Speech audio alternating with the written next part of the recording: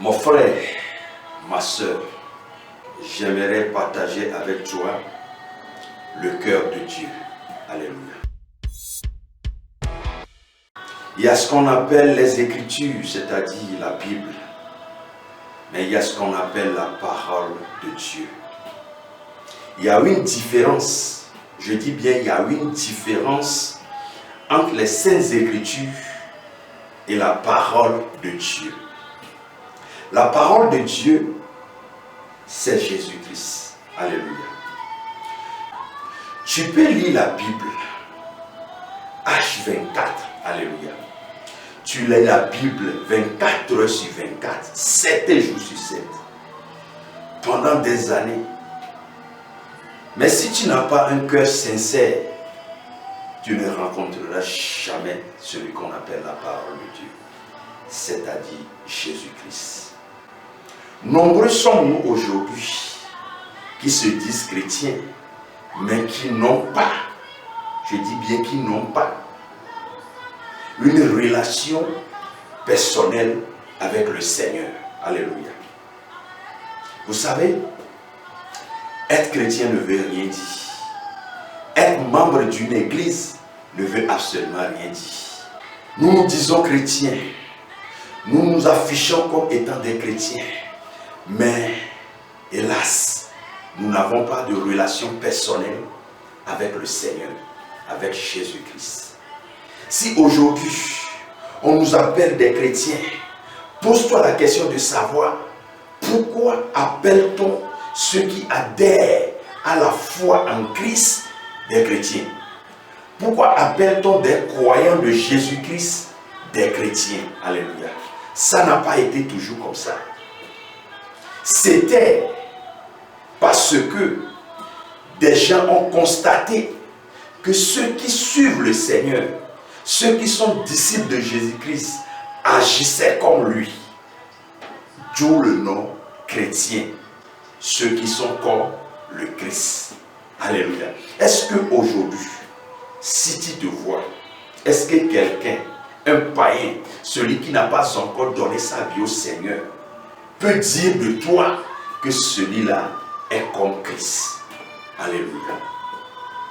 Vous savez, mon frère, ma soeur, nous nous leurrons, nous parlons, nous disons des choses, mais en toute sincérité, sommes-nous vraiment des chrétiens?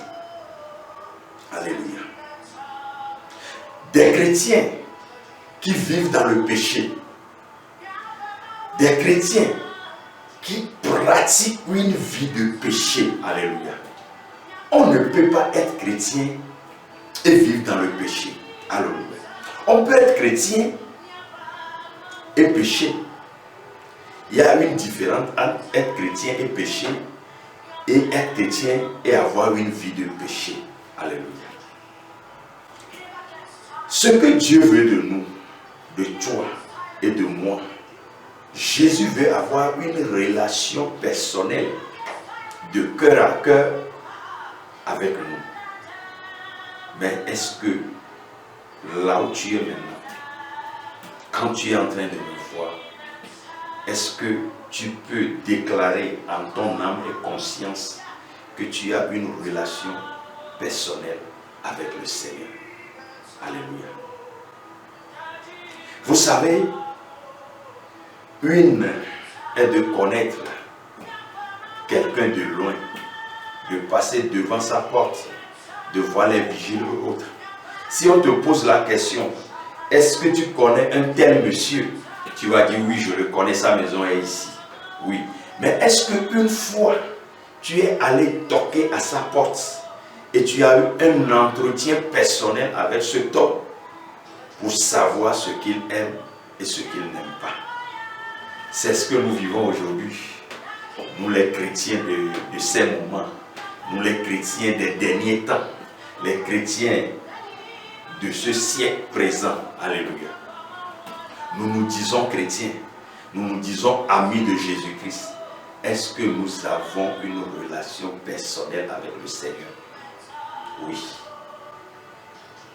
Est-ce que tu as une fois rencontré le Seigneur en lisant ta Bible? Alléluia. Est-ce que tu as rencontré le Seigneur en lisant la Bible? Laissez-moi te dire quelque chose. Celui qui a rencontré le Seigneur ne demeure jamais la même personne. Celui qui a rencontré Jésus-Christ ne demeure jamais la même personne. Tu peux te réveiller le matin en étant soulard, en étant voleur, en étant impudique, en étant coléreux, en pratiquant le péché. Mais si au cours de cette journée-là, tu rencontres le Seigneur, ta vie change. Alléluia. On ne peut pas rencontrer le Seigneur et demeurer la même personne. C'est pourquoi moi je porte à faux.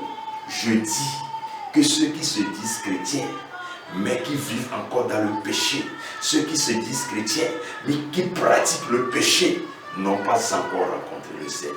Écoutez-moi bien et faites la différence. Je ne dis pas que les chrétiens ne peuvent pas pécher, non.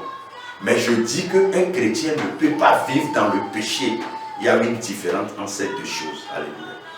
Ceux qui sont des chrétiens, mais qui vivent dans les péchés, c'est eux qui s'accrochent à des versets comme on ne faut pas juger le serviteur d'un autre. Il ne faut pas juger, il ne faut pas juger. La Bible défend de juger. Alléluia. Tu as bien lu ta Bible. Est-ce que tu as bien lu ta Bible? La Bible nous dit clairement de ne pas juger les gens du dehors, mais ceux qui sont avec nous. La Bible a été claire là-dessus. Alléluia. Mon frère, ma soeur, je t'exhorte en ce moment. Si tu n'as pas de relation personnelle avec le Seigneur,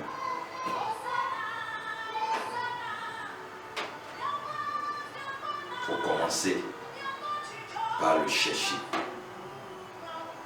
Il a dit dans sa parole, venez à moi, vous tous qui êtes fatigués et chargés, et je vous donnerai du repos. Il a dit dans Matthieu 7, verset 7, demandez et l'on vous donnera. Cherchez et vous trouverez. Frappez et l'on vous ouvrira la porte. Alléluia. Ceux qui cherchent le Seigneur le trouvent toujours, parce qu'il se laisse trouver par ceux qui le cherchent. Toi qui m'écoutes en ce moment, toi qui me vois en ce moment, oui, Dieu a besoin de toi. Jésus-Christ a besoin de toi dans son armée. Oui, le Christ, coué sur la croix, ressuscité le 3e jour, a besoin de toi.